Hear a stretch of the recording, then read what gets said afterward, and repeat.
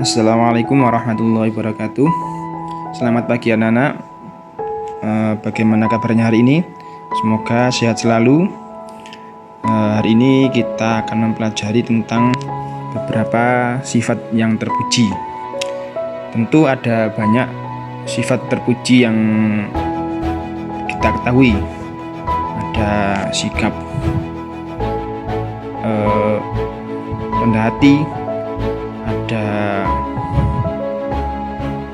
sikap tolong menolong, ada sikap tanggung jawab, dan lain sebagainya. Nah, hari ini kita akan pelajari tentang beberapa sifat terpuji, yaitu sifat pemaaf, tanggung jawab, adil, dan bijaksana. Nah, anak-anak, mari kita mengikuti materi selanjutnya. Yang pertama adalah pemaaf. Apa arti pemaaf itu? Pemaaf adalah orang yang rela memberi maaf kepada orang lain, orang yang mudah memaafkan kesalahan orang lain, apalagi ketika kesalahan itu tidak dilakukan dengan sengaja. Nah, pemaaf ini sudah beberapa kali disebut atau diperintahkan oleh Allah dalam Al-Quran. Contohnya adalah khudhil afwa wa'mur bil 'urfi wa'rid 'anil jahilin. Jadilah pemaaf dan suruhlah orang-orang mengerjakan yang ma'ruf, serta jangan pedulikan orang-orang yang bodoh. Ada lagi dalam sebuah hadis disebutkan, tidaklah sedekah itu mengurangi harta, dan tidaklah Allah menambah bagi seorang hamba dengan pemberian maafnya kepada saudaranya, kecuali kemuliaan di dunia dan akhirat. Serta tidaklah seseorang merendahkan diri karena Allah, kecuali dia akan meninggikan derajatnya di dunia dan akhirat. Hadis riwayat Muslim. Itu adalah dalil tentang perintah dari Allah untuk bersikap pemaaf. Contohnya, bagaimana contoh sikap pemaaf dalam kehidupan sehari-hari? Contohnya adalah misalnya ketika seorang berjalan, ada teman yang tidak sengaja menyenggol hingga terjatuh. Nah, seorang pemaaf tidak akan membalas ataupun marah, bahkan langsung memaafkan meskipun orang yang menabrak tersebut tidak minta maaf. Karena kita tahu dia tidak sengaja, maka kita kemudian berusaha memaafkannya. Yang selanjutnya, hikmah atau manfaat dari sifat pemaaf. Yang pertama adalah mendapatkan perlakuan yang lebih baik dari orang yang dimaafkan. Ketika seorang teman kita tidak sengaja berbuat salah kepada kita maafkan, maka insya Allah orang tersebut akan lebih respect terhadap kita, akan bersikap lebih baik dari sebelumnya.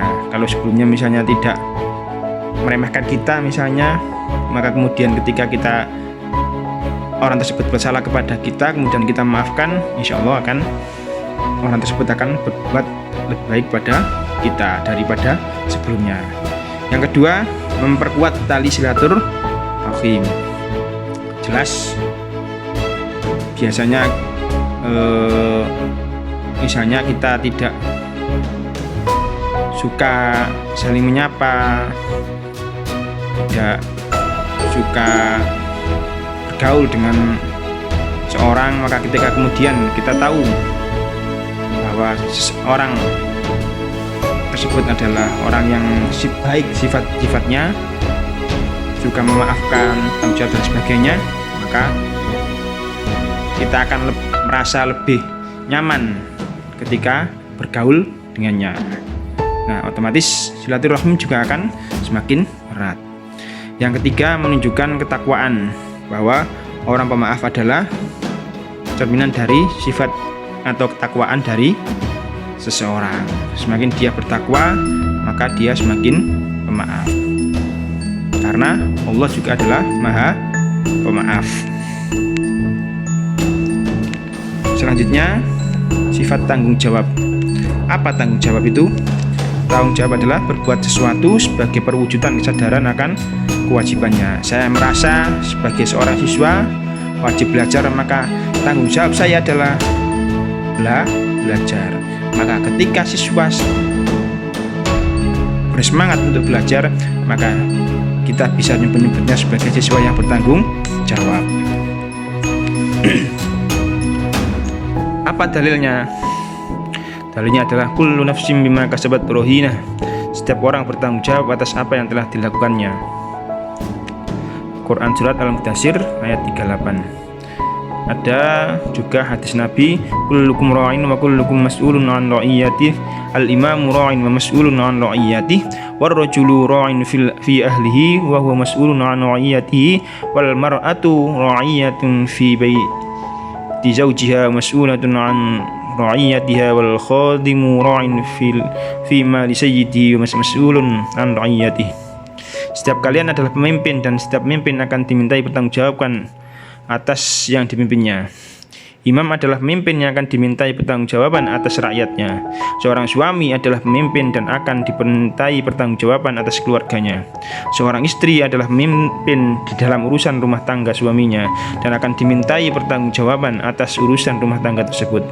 Seorang pembantu adalah pemimpin dalam urusan harta tuannya dan akan dimintai pertanggungjawaban atas urusan tanggung-jawaban tersebut. Artinya, dimanapun posisi kita, saya sebagai guru, kalian sebagai siswa mempunyai tugas dan tanggung jawab masing-masing. Seorang guru mempunyai tanggung jawab untuk mendidik muridnya atau anak didiknya. Seorang murid punya kewajiban untuk belajar dengan sungguh-sungguh untuk masa depannya agar sukses baik dunia maupun akhirat. Contohnya, ketika Budi memecahkan kaca sekolah, ia dengan rela mengganti kaca tersebut dengan uang sesuai harganya. Nah, karena dalam kehidupan sehari-hari kita punya tanggung jawab untuk menjaga orang lain atau harta orang lain dari diri kita. Maka ketika kita membuat kerusakan di rumah orang lain, maka tanggung jawab kita adalah menggantinya. Apa manfaat atau hikmah dari sikap tanggung jawab? 1. Dipercaya orang lain. Artinya ketika orang lain tahu bahwa kita adalah orang yang bertanggung jawab, maka orang lain akan percaya, oh anak ini bertanggung jawab, maka saya bisa mengamanahkan sesuatu pada orang ini, karena saya tahu orang tersebut adalah orang yang bertanggung jawab. Yang kedua, menjadi manusia yang berguna. Orang yang bertanggung jawab akan memiliki kemanfaatan yang lebih tinggi daripada orang yang tidak bertanggung jawab. Bahkan orang yang tidak bertanggung jawab akan semakin memiliki tingkat kerusakan yang lebih besar, apalagi ketika menjadi seorang pemimpin dalam masyarakat, baik presiden, gubernur, bupati, kepala desa dan lain sebagainya. Ketika tidak bisa bertanggung jawab atas tugasnya dan kewajibannya, maka dia bisa membawa kepada kerusakan. Dan yang ketiga, memperoleh pahala dari Allah Subhanahu wa Ta'ala. Ini sudah jelas, setiap kebaikan akan mendapatkan pahala dari Allah.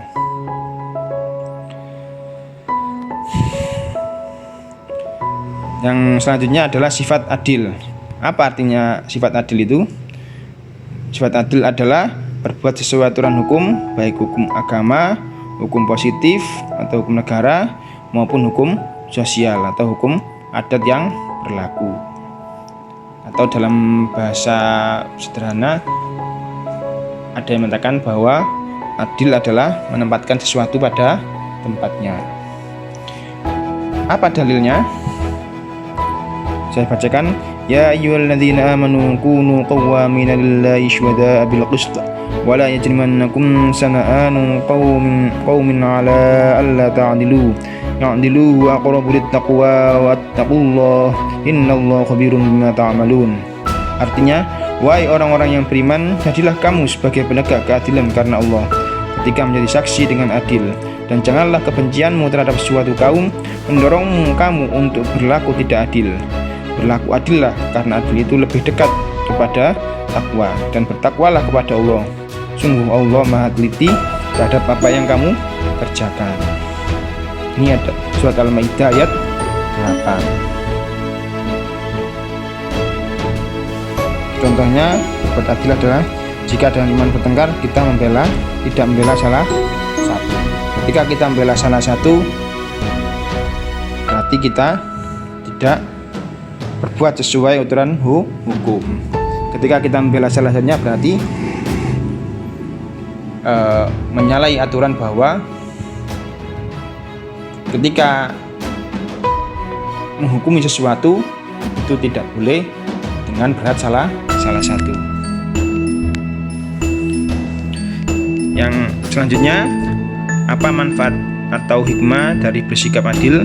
Yang pertama, mendatangkan ridho Allah Subhanahu wa taala karena kita telah melaksanakan perintahnya untuk berbuat adil. Yang kedua, memperoleh keberkahan hidup karena kita melaksanakan sesuatu sesuai aturannya. Yang ketiga, mendapatkan kebahagiaan batin. Artinya ketika kita melanggar suatu hukum, maka kita punya potensi untuk gelisah karena kita berbuat tidak sesuai hukum atau norma yang ada, baik hukum sosial, hukum agama, hukum negara, dan sebagainya. Yang keempat, disenangi banyak orang karena kita tidak dikenal sebagai orang yang berbuat adil.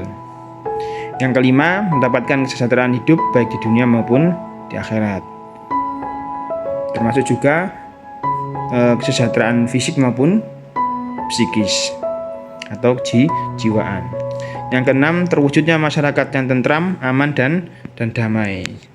Andai kata banyak orang yang bersikap adil atau bersikap mengikuti melaksanakan aturan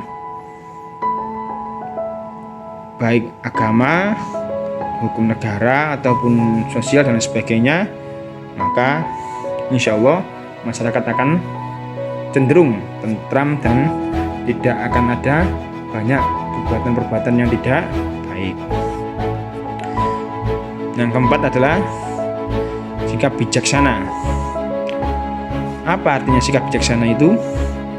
Bijaksana yaitu sikap tepat dalam menyikapi setiap keadaan dan peristiwa serta persoalan yang ada sehingga memancarlah keadilan, ketawaduan, dan keheningan hati serta menyelesaikannya berdasarkan kebenaran dan tidak hanya mengikuti keinginan hawa nafsu. Jadi bijaksana itu merupakan tindakan yang terukur. Wah, saya seperti ini, saya berbuat sesuatu, maka efeknya akan seperti ini. Orang bijaksana akan berpikir panjang, tidak tergesa-gesa untuk memutuskan sesuatu. Dia akan berpikir dengan jernih terlebih dahulu, sehingga keputusannya cenderung tepat atau sesuai dengan kebutuhan. Apa dalilnya atau perintah Allah tentang kebijaksanaan? Dalilnya adalah ud'u ila sabili rabbika bil hikmati wal mau'izatil hasanati wajadilhum billati ahsan inna rabbaka wa'lamu biman dhalla an sabili wa wa'lamu bil muhtadin. Serulah manusia kepada jalan Tuhanmu dengan hikmah dan pengajaran yang baik, dan berdebatlah dengan mereka dengan cara yang baik. Sungguhnya Tuhanmu, dialah yang lebih mengetahui siapa yang sesat dari jalannya, dan dialah yang lebih mengetahui siapa yang mendapatkan petunjuk. Ini adalah dalil tentang perintah Allah untuk bersikap bijaksana. Contohnya adalah siswa yang bijaksana akan belajar dengan sungguh-sungguh. Meskipun belajar adalah kegiatan yang sangat tidak menyenangkan dan melelahkan, karena belajar dapat meningkatkan sikap, pengetahuan, dan keterampilan. Jadi seorang siswa yang bijak, dia akan tahu apa tugasnya sebagai seorang siswa dan apa manfaatnya belajar untuk masa depannya nanti. Maka ketika seorang pelajar atau seorang murid yang bijaksana menentukan sikap, maka seorang siswa akan belajar dengan sungguh-sungguh, meskipun itu adalah hal yang berat untuk dilakukan. Dan hikmahnya atau manfaat dari sikap bijaksana adalah, yang pertama, maaf ini ada salah nomor, dapat mewujudkan sikap disiplin. Kedua, dapat menegakkan sesuatu yang hak, karena orang yang bijaksana mampu berpikir dengan jernih, tidak tergesa-gesa, sehingga mampu memberikan keputusan yang tepat. Yang ketiga adalah dapat melaksanakan kewajiban. Yang kelima, dapat mewujudkan sikap yang adil. Artinya sikap yang adil dimulai dengan sikap yang bijaksana. Orang bijaksana akan cenderung bisa berbuat adil.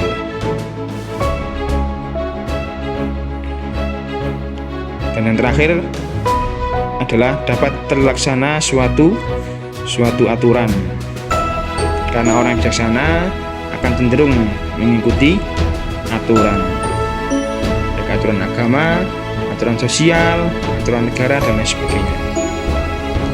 Demikian anak-anak yang bisa saya sampaikan. Intinya pada pelajaran kali ini adalah kita harus mengembangkan sikap positif kita agar kesuksesan bisa kita raih di masa depan. Kesuksesan itu tidak hanya karir yang cemerlang, tapi juga akhlak atau sikap yang cemerlang. Ada sikap pemaaf, ada bijaksana, adil, dan lain sebagainya, adalah salah satu kesuksesan seorang manusia, khususnya bagi orang Islam. Nah, ketika kita bisa melaksanakan sikap-sikap yang positif ini, insya Allah tidak akan ada banyak kejahatan, tidak akan ada banyak kemaksiatan dan lain sebagainya, karena kita sudah sukses untuk memelihara kita dari perbuatan yang tidak baik dan selalu melaksanakan kegiatan-kegiatan atau sikap-sikap yang positif. Demikian anak-anak, terima kasih atas perhatiannya, semoga bisa dipahami. Demikian, wallahul muwaffiq ila aqwamit thoriq. Wassalamualaikum warahmatullahi wabarakatuh.